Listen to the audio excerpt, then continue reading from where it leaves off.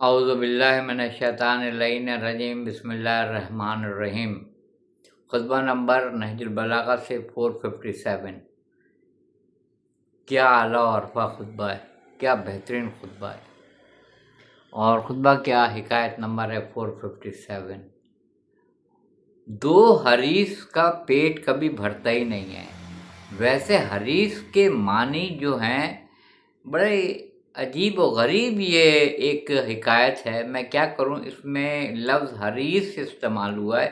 حریص تو قرآن مجید میں بھی استعمال ہوا ہے، اور حریص کو عام طور پہ ہم لوگ لالچی کے طور پہ استعمال کرتے ہیں۔ لالچی ہے، یہ حریص ہے، دولت کا حریص ہے، شہرت کا حریص ہے، بھوکا ہے شہرت کا، نام و نمود چاہتا ہے، یہ اس کا حریص ہے نام و نمود کے لیے۔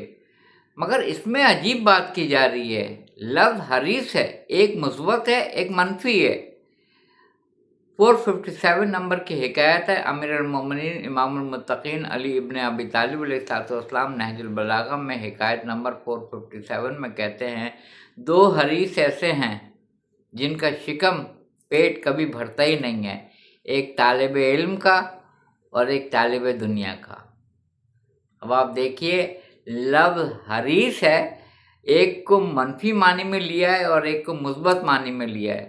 یعنی علم کا حریص، علم حاصل کرنے کے لیے جو اس کے اندر خواہشات ہے، جو وہ مطلب میں اس لالچی لفظ کو استعمال تو یہاں پہ نہیں کر سکتا ہوں، مگر یہ کہ جس کو ہوس ہے علم کی، علم حاصل ہو جائے، علم حاصل ہو جائے، علم کی معرفت حاصل ہو جائے، علم حاصل کرے، چاہے تمہیں چین بھی جانا پڑے، علم حاصل کرو۔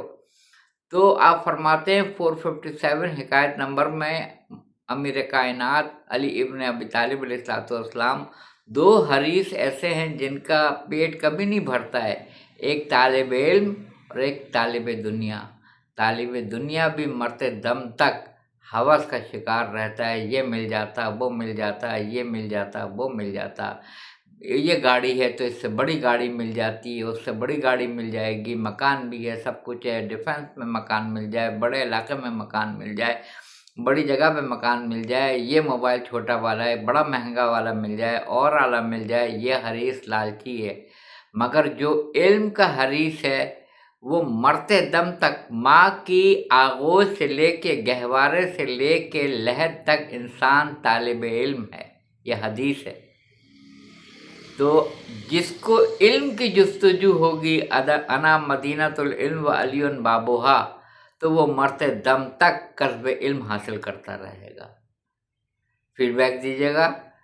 چینل سید اقتدار علی خان یوٹیوب چینل کو سبسکرائب کیجیے گا، اور کمنٹ سیکشن میں کمنٹس کیجیے گا، لائک کیجیے گا، اور اس کو آگے بھی بھیجیے گا، گروپس میں شیئر کیجیے گا۔